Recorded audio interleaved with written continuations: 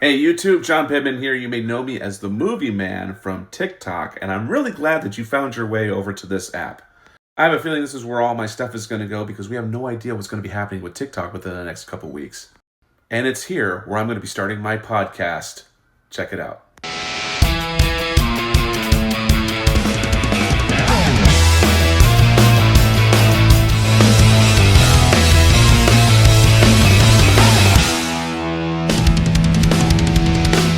And my first guest for the Meet and Greet podcast, Rob Paulson. Here's a clip. My favorite part about that book is when you were talking about doing the mask, and you got a little miffed at the producers because they were like, he doesn't sound like Jim Carrey. And so the question that brought up the two questions came from that for me was where do you find that line between creativity or imitation and creation? Because other than Excellent question. from where I'm sitting, the only character I really hear you imitate or steal from, as you put it, is Yeah, Doctor Scratch and Sniff sure. as Doctor Strangelove, the guy who Right. did. But Ah. And I uh, and I tell people as much. yeah, Yeah, yeah, you freely admit I'm stealing it. sure. So, but in the book you say you didn't want to be like Jim, but that you knew they wanted Jim. So where's creation and your own stamp? Great question and an excellent anecdote I'll be able to share with you in a bit. All right.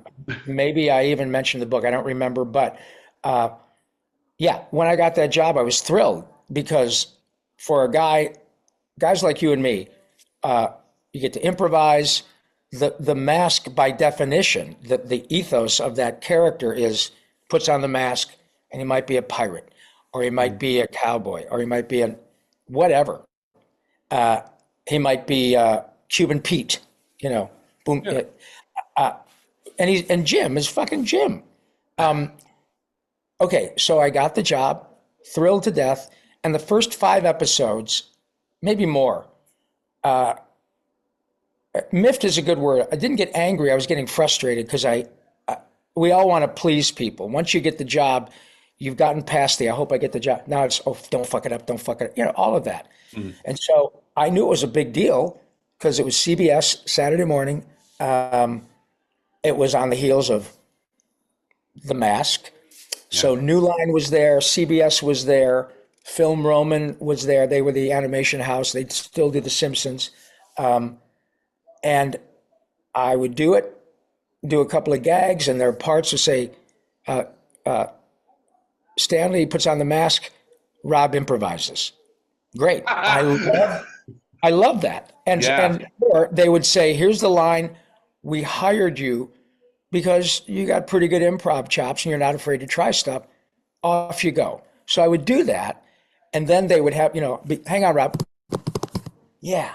Yeah, no. And then if you see, and you know this, if you see somebody on this side of the glass pointing and on the one hand they're this, and then they point at you and they go, and inevitably actors, because we're by nature sensitive creatures, which helps us, but it's also a difficult thing because the first thing you think of is, they're shaking their head looking at me. They could be saying, oh no, I don't, I disagree. He's killing it. Yeah, yeah. And That's not what you hear. You just see it. you hear, yeah, can you make a call to Rob's agent? And okay, then they would come back and say, Rob, that was great. But in the movie, when Jim, and I said, okay, and Hmm. okay. Well, finally, it was Tim Curry, God bless him, who was on that show as, oh, I forgot the name. I don't know the villains. I know he has the head that pops off, and Right, right. yeah. Yeah. And I worked with him as well on Mighty Max. He played a character called Skullmaster. And anytime you get Hmm. to Tim fucking Curry. Um, so Tim, he could see, he said, Rob, you really owe it to yourself. We were taking a break. You owe it to yourself to go to the producers and very calmly say, look, I know you could probably feel a little frustration on my part. It has nothing to do with you. It's me trying to give you what you want. And I feel like maybe I'm missing the mark. Hmm. So can we talk about it? And he was right.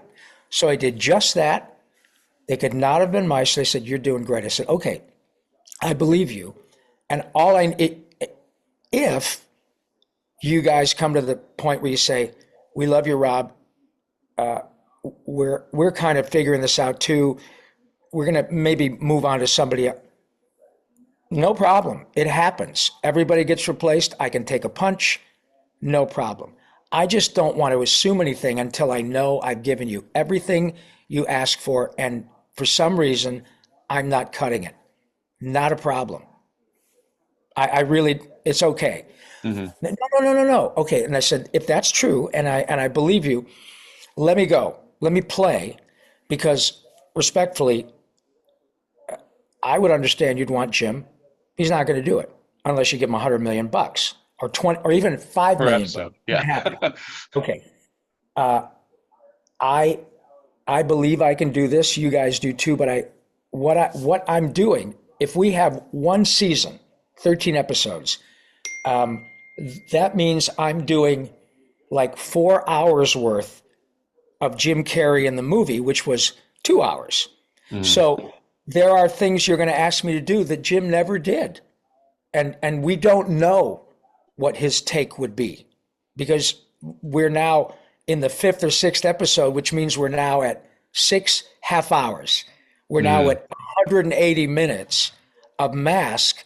And every time you come up with a new thing for Stanley to inhabit, Jim hasn't done it. Right. You know, now he's a mummy. Smoke it. Who knows? And you know what? They could not have been nicer.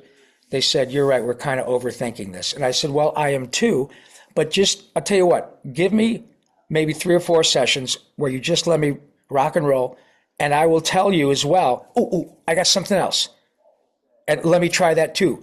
Because I want to leave you with an embarrassment of riches. I want to make it difficult for you to choose which take to use." That episode's going up on January 3rd, and there'll be more guests and more podcasts to follow after that. Thanks again for following on YouTube, and I can't wait to create more content for you.